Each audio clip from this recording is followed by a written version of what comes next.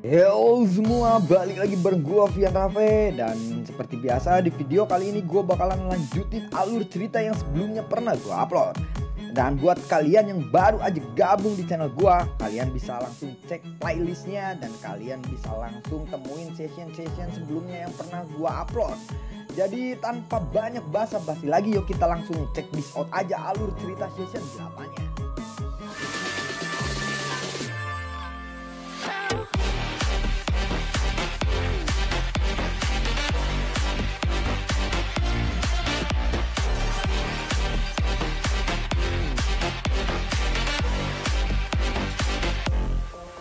Di episode sebelumnya, Xiaoyan telah bertemu dengan Xuan Kongzi. Lalu saat ini dia berjalan keluar menuju ke bagian bawah pil tower. Cao Ying segera berteriak, "Tuan Xiaoyan, tunggu sebentar," ucap dari Cao Ying. Xiaoyan akhirnya berbalik dan bertanya, "Ada apa Nona Cao Ying?" tanya dari Xiaoyan. "Terakhir kali kita bertemu, kita tidak bisa melakukan percakapan yang dalam. Jika ada kesempatan, bagaimana kalau kita mengobrol dulu saat ini?" ucap dari Cao Ying. Xiaoyan lalu menjawab, "Maaf, aku masih ada hal-hal lain yang perlu aku lakukan. Aku akan mengobrol dengan Nona Cao Ying jika aku punya waktu nanti," ucap dari Xiaoyan. Cao Ying lalu menjawab, sayang sekali ya," ucap dari Cao Ying. Song King lalu bertanya, "Ying Er, karena saudara Xiaoyan bilang dia memiliki sesuatu untuk dilakukan, kamu seharusnya tidak mempersulitnya. Waktu pil gathering dimulai semakin dekat. Diskusi penyempurnaan pil kita belum selesai.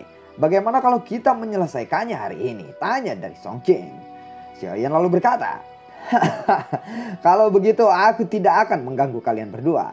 Kali ini aku mungkin akan melakukan retreat selama beberapa hari. Aku akan mengobrol dengan kalian semua saat pil gathering nanti telah dimulai," ucap dari Xiaoyan. Xiaoyan lalu menangkupkan tangannya sebelum dengan cepat berbalik dan berjalan menuju jalan setapak. Song King lalu bergumam, "Xiaoyan, semoga kamu tidak akan menjadi penghalangku nanti," ucap dari Song King di dalam hatinya. Xiaoyan lalu mengikuti jalan selama hampir 1 jam sebelum dia kembali ke tempat tinggal yang telah diatur oleh Cheng Yao untuknya. Xiaoyan lalu menyapa dokter peri kecil dan yang lainnya setelah kembali ke tempat tinggalnya. Dia lalu masuk ke kamarnya. Setelah itu dia duduk di tempat tidur dan memulihkan dirinya. Setelah itu dia mengepalkan tangannya. Gulungan keabu-abuan pucat muncul di tangannya. Gulungan itu adalah gulungan yang diberikan oleh Xuan Kongzi kepadanya. Xiaoyan perlahan membuka gulungan itu. Riak tak terlihat menyebar dari gulungan itu. Tidak ada satupun kata di gulungan itu.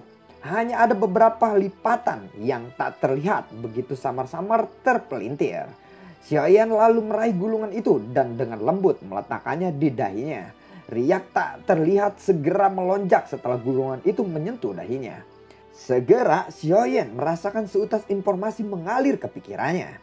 Xiaoyan lalu meletakkan gulungan itu kembali setelah informasi itu benar-benar memenuhi pikirannya. Xiaoyan lalu perlahan membuka matanya. Xiaoyan membentuk segel tangan sesuai dengan informasi dari gulungan itu. Waktu dengan cepat mengalir sementara Xiaoyan fokus di dalam pelatihannya. Xiaoyan lalu berkata, "Batas jiwa, menutup roh surgawi, menyerap roh menempa jiwa." Ruang di dalam ruangan mulai sedikit beriak. Segera gumpalan aura spiritual samar-samar merembes keluar dari ruangan itu. Setelah itu aura yang perlahan memasuki kepala Xiaoyan. Waktu mengalir dengan cepat. Sudah hampir 10 hari berlalu. Setelah 10 hari ini manusia di dalam kota pil suci semakin padat. Di tengah suasana yang mendidih di kota suci ini, hari terakhir sebelum pil gathering itu dimulai, Xiaoyan masih duduk di sebuah ruangan di dalam pil tower. Lalu Xiaoyan perlahan membuka matanya saat ini. Xiaoyan terus mengubah segel di tangannya. 3 sidik jari yang berbeda muncul satu demi satu di tangan Xiaoyan dengan sangat sempurna. Xiaoyan merasakan bahwa aura spiritual yang memasuki jiwanya menjadi lebih penuh dari sebelumnya tanpa dia sadari. "Mungkinkah ini penghalang negara Di?" ucap dari Xiaoyan. Setelah itu dia mendorong pintu dan keluar dari ruangan itu. Dokter peri kecil yang duduk bersila di luar, dia lalu bertanya, "Apakah kamu sudah selesai berlatih?" ucap dari dokter peri kecil. Xiaoyan lalu menjawab, "Ya, terima kasih telah menjagaku," ucap dari Xiaoyan. "Jika kamu benar-benar ingin berterima kasih kepadaku, Hanya kata-kata saja itu tidak cukup, ucap dari dokter peri kecil sambil tersenyum manis. Namun dia buru-buru mengubah topik pembicaraan dan berkata, "Sejak kamu melakukan pelatihan beberapa hari yang lalu, Cao Ying datang ke sini untuk mencarimu. Tetapi aku menghentikannya," ucap dari dokter peri kecil. "Aku tidak akrab dengannya. Kamu sudah melakukan hal yang tepat. Oh ya, kapan pil gathering akan dimulai?" tanya dari Xiaoyan. Dokter peri kecil lalu menjawab, "Besok," ucap dari dokter peri kecil. Xiaoyan yang mendengar ini, tiba-tiba dia berkata, "Hah? Besok?" ucap dari Xiaoyan sambil terkejut. Tidak disangka waktu telah berlalu begitu cepat. "Jika kamu tidak keluar, aku pasti akan masuk ke kamarmu dan membangunkanmu," ucap dari dokter peri kecil. "Masih ada satu bahan obat lagi yang belum aku dapatkan. Sepertinya aku perlu memikirkan cara untuk mendapatkannya hari ini," ucap dari Xiaoyan. Pintu aula tiba-tiba didorong terbuka. Lalu Yezong, Xinlan, dan Tianhong Zunze pun masuk. "Kamu tidak perlu khawatir tentang bahan obat itu," ucap dari Yezong. Dia lalu menjentikkan tangannya dan beberapa kotak batu giok muncul di atas meja di depan Xiaoyan. Ada 2 anggur spiritual hijau berusia 10.000 tahun dan 2 buah iblis esensi darah di sini. Jadi kamu akan memiliki 2 set lengkap, ucap dari Yezong. "Itu memang anggur spiritual hijau berusia 10.000 tahun. Bagaimana bisa kamu mendapatkan barang-barang ini?" tanya dari Xiaoyan. "Aku hanya berkata kepada penetua dari Menara Pil bahwa kamu membutuhkan pil obat ini. Lalu mereka mengantarkan ramuan obat ini keesokan harinya," ucap dari Yezong sambil tersenyum. Lalu Xiaoyan menyimpannya bahan-bahan obat itu ke dalam cincin penyimpanannya. Jumlah orang yang berpartisipasi dalam pil gathering musim ini kemungkinan akan menjadi jumlah terbesar sepanjang sejarahnya. Aku mendengar bahwa wilayah dalam telah sepenuhnya ditempati oleh banyak pesaing-pesaing lainnya. Di antara mereka tampaknya ada beberapa setan tua yang terkenal. Sepertinya mereka berencana berpartisipasi karena 3.000 api yang membara itu, ucap dari Yezong. Xiaoyan lalu mengangguk. "Namun jika ada kesempatan, aku akan benar-benar ingin bertarung dengan orang-orang yang hebat dari seluruh benua ini. Dulu guru adalah juara dari salah satu pil gathering ini. Sekarang aku muridnya. Bagaimana bisa aku mengakhiri reputasinya?" ucap dari Xiaoyan. Singkat cerita, keesokan harinya pun tiba. Sebuah pintu tiba-tiba terbuka. Lalu sosok kurus perlahan keluar dari sana. Hari ini Xiaoyan menggunakan jubah alkemis berwarna ungu yang secara khusus diberikan oleh Menara Pil kepadanya. Ada lencana tingkat yang dikeluarkan Menara Pil di dadanya. Di lencana itu ada 7 bintang yang berkilau. Xiaoyan melirik dokter peri kecil dan yang lainnya. Xiaoyan lalu berkata, "Ayo kita pergi," ucap dari Xiaoyan. Xiaoyan telah menunggu 3 tahun untuk hari ini. Lokasi pil gathering berada di bagian utara wilayah terdalam. Pada saat kelompok Xiaoyan tiba, mereka melihat lautan kepala manusia yang padat dan tak berujung di sana. Di udara di atas tanah terbuka ini memiliki banyak platform batu yang tergantung. Platform batu itu adalah kursi terakhir para pesaing, ucap dari Yezong. "Kursi terakhir?" tanya dari Xiaoyan. "Hehehe, pil gathering adalah acara yang sangat agung. Tidak mungkin bagi semua orang untuk berpartisipasi dalam pertemuan ini untuk bisa mencapai persyaratan untuk melangkah ke platform itu. Sebelum memasuki arena kompetisi, sebenarnya ada 2 rintangan seleksi," ucap dari Yezong. Setelah itu dia menunjukkan sebuah kotak yang sangat besar. "Apakah kamu melihat ruang berwarna abu-abu di sana?" tanya dari Yezong. Xiaoyan lalu melihat dengan cermat dan dia menemukan bahwa ruangan ini telah terdistorsi dan dibentuk oleh seseorang. Persyaratan dasar seseorang untuk berpartisipasi di dalam pil gathering ini adalah seseorang itu harus mencapai level alkemis tingkat 5. Ruangan berwarna abu-abu tua itu adalah rintangan pertamanya. Seseorang akan kehilangan arah setelah memasukinya dan akhirnya tersesat di dalam. Mereka yang gagal keluar dalam waktu yang ditentukan akan kehilangan hak untuk berpartisipasi di dalam kompetisi ini, ucap dari Yezong. Mendengar itu Xiaoyan lalu mengangguk. Begitu melewati rintangan ini, peserta yang lolos bisa memasuki alam pil, ucap dari Yezong. Xiaoyan mendengar itu dia lalu bertanya, "Alam pil?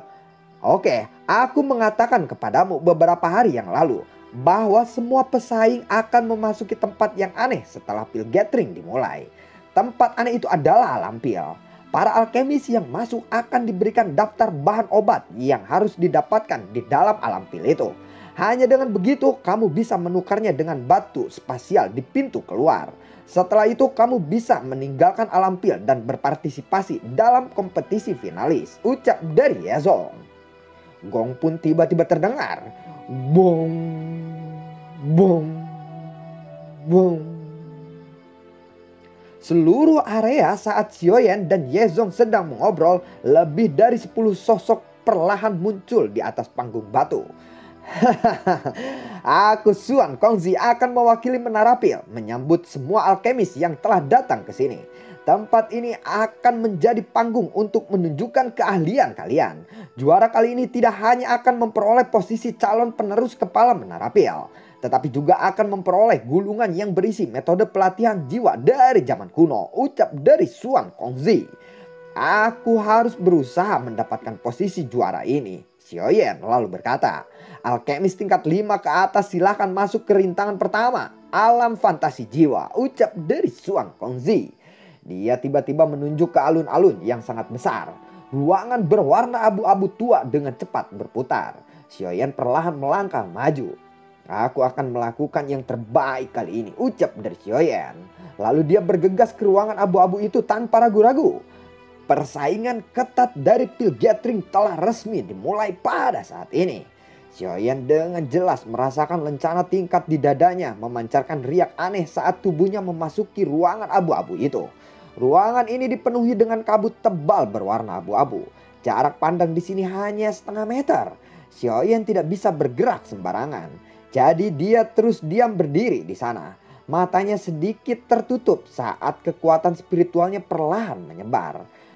Penyebaran kekuatan spiritual Xiaoyan adalah untuk memungkinkan dia untuk merasakan riak yang dibentuk oleh kabut abu-abu di sekitarnya. Ini sedikit mirip dengan gelombang energi di pegunungan mata surgawi. Namun yang terbentuk di tempat ini adalah labirin yang dibuat dari penggunaan kekuatan manusia untuk mendistorsi ruangan, ucap dari Xiaoyan. Xiaoyan samar-samar tersenyum saat dia mendengar gelombang angin terbelah dalam jarak yang cukup dekat. Dengan mengandalkan persepsi spiritualnya, dia melihat cukup banyak alkemis yang sembarangan menerobos dan akhirnya menjebak diri mereka sendiri di beberapa ruangan yang terdistorsi. Dan mereka akhirnya tidak bisa membebaskan diri mereka sendiri. Xiaoyan lalu meletakkan kedua tangannya di belakang saat kakinya melangkah.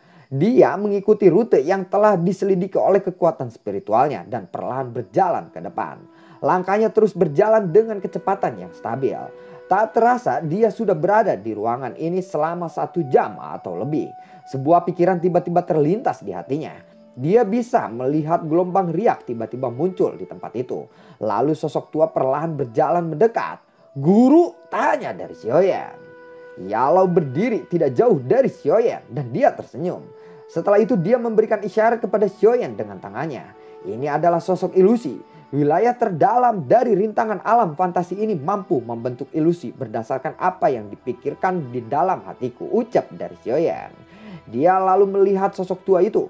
Kemudian dia menghela nafas dengan lambaian tangannya. Angin bertiup keluar dan menyebarkan sosok tua itu. Rintangan alam fantasi ini memang beresiko, ucap dari Xiaoyan. Kekuatan spiritualnya lalu menyebar dan sekali lagi menemukan jejak spasial di depannya. Dia lalu menggerakkan kakinya dan perlahan berjalan kejauhan. Xiaoyan lalu melihat banyak ilusi dari orang-orang yang dia pikirkan selama perjalanannya ini. Sun Er, Cai Lin, Xiao Zhan, Yun Yun dan lain-lain. Namun mereka tidak menyebabkan Xiaoyan melambat. Setengah jam kemudian lubang hitam muncul tidak jauh di depannya. Ini adalah terowongan spasial yang mengarahkan ke alam pil. Pada saat ini ada cukup banyak sosok manusia yang duduk di tanah kosong ini. Semuanya memiliki aura yang sangat kuat. Munculnya Xiaoyan tiba-tiba menarik perhatian semua orang di sana. Xiaoyan lalu melihat Cao Ying dan Shao Qing di sana. Xiaoyan tersenyum pada mereka berdua dari kejauhan. Namun dia tidak melangkah maju untuk bergabung dengan mereka. Dia tidak berniat untuk mendekati kedua orang ini. Lalu Xiaoyan menoleh ke terowongan spasial yang jaraknya tidak jauh dari tempat dia duduk. Ada seseorang penetua dengan pakaian biasa di terowongan itu. Ada cangkang kura-kura raksasa di bawah tubuhnya. Orang tua itu duduk di atas cangkang kura-kura itu. Dari lencana yang berada di dadanya, jelas dia merupakan anggota Menara Pil. Cheyenne bisa merasakan kekuatan spiritual orang tua itu.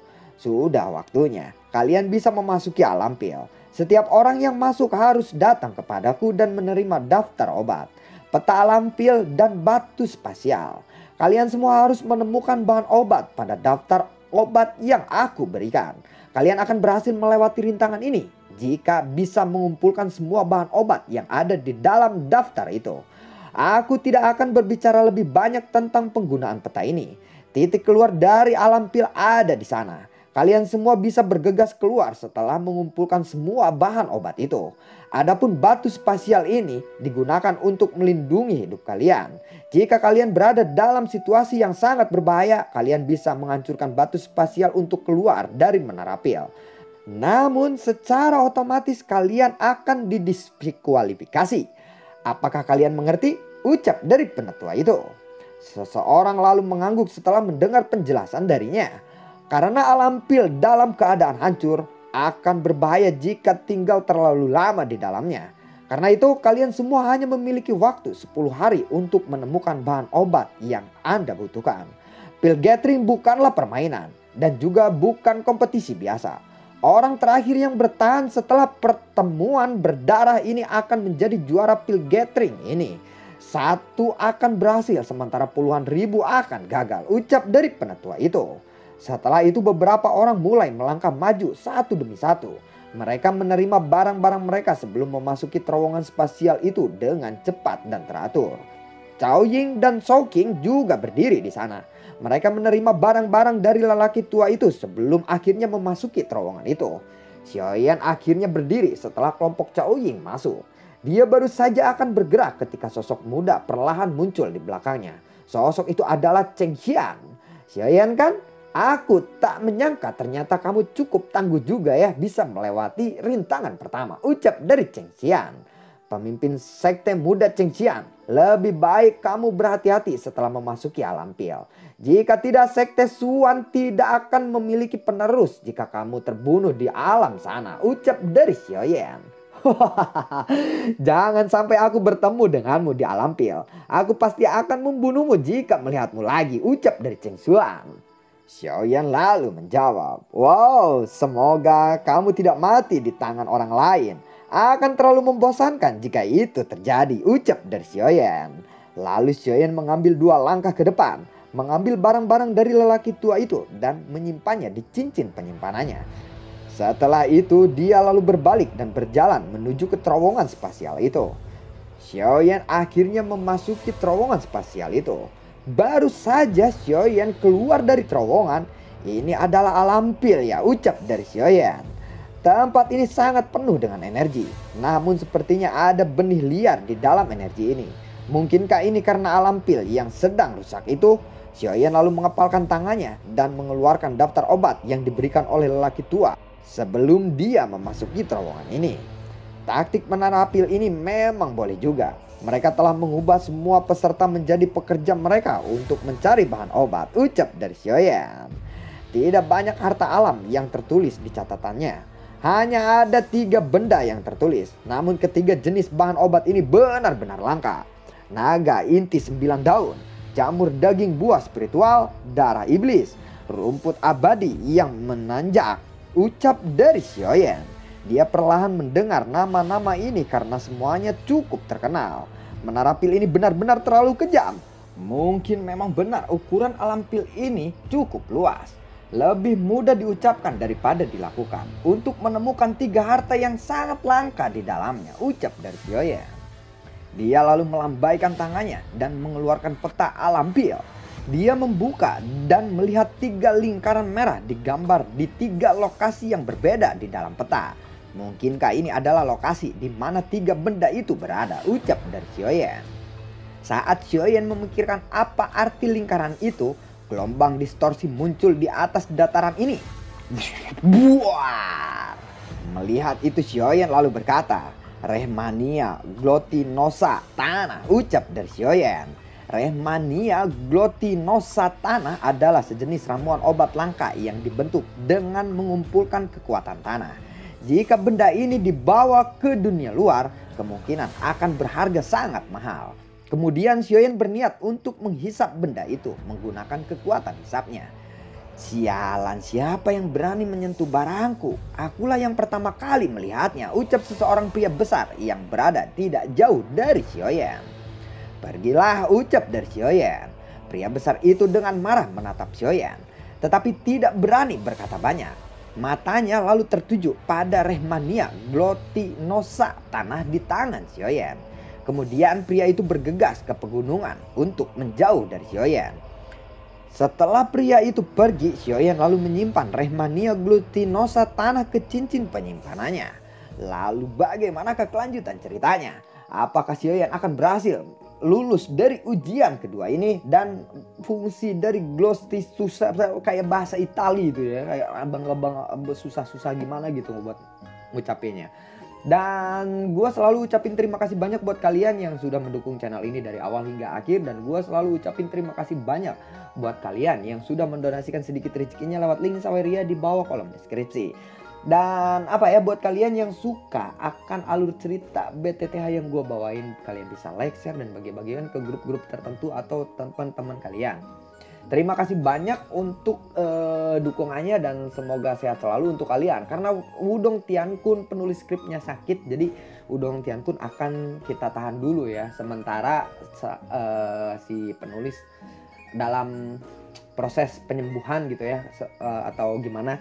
Jadi kita akan fokus dulu ke S8-nya supaya cepat selesai ya. Terima kasih sudah menunggu konten-konten gue berikutnya, dan gue bakalan lakuin semaksimal mungkin yang bisa gue lakuin untuk kalian. Terima kasih banyak dan sampai jumpa. Dadah.